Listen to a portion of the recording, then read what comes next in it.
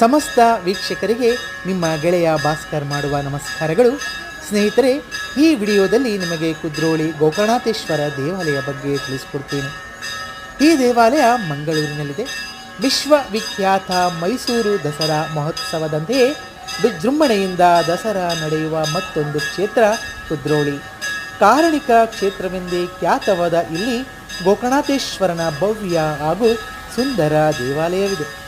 ಕ್ರಾಂತಿ ಪುರುಷ ನಾರಾಯಣ ಗುರುಗಳ ಸಮ್ಮುಖದಲ್ಲಿ ಅವರ ಕಲ್ಪನೆಯಂತೆಯೇ ಸ್ಥಾಪನೆಗೊಂಡ ದೇವಾಲಯಗಳ ಪೈಕಿ ಈ ದೇವಾಲಯ ಬಹಳ ಮಹತ್ವವಾದದ್ದು. ದ್ರಾವಿಡ ಶೈಲಿಯ ಈ ದೇವಾಲಯದ ಮುಂಭಾಗದಲ್ಲಿ ಭವ್ಯವಾದ ರಾಜ ಗೋಪುರವಿದೆ.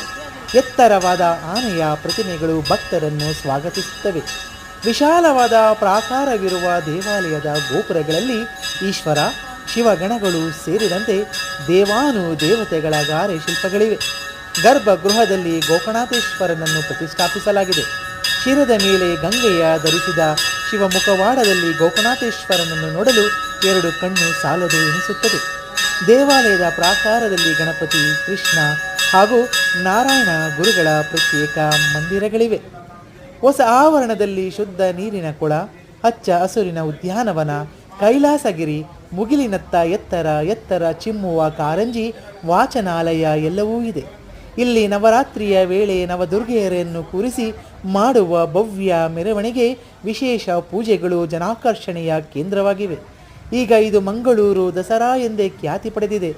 ಶಿವರಾತ್ರಿಯ ಸಮಯದಲ್ಲಿ ಕೂಡ ಇಲ್ಲಿ ವಿಶೇಷ ಪೂಜೆ ನಡೆಯುತ್ತದೆ. ಇದು ಈ ಹೊತ್ತಿನ ಸಂಚಿಕೆಯಾಗಿತ್ತು. ಸ್ನೇಹಿತರೆ, ಮತ್ತೊಮ್ಮೆ ನಿಮಗೆ ಹೊಸ ವಿಷಯದ ಬಗ್ಗೆ ವಿಡಿಯೋ ಮಾಡಿ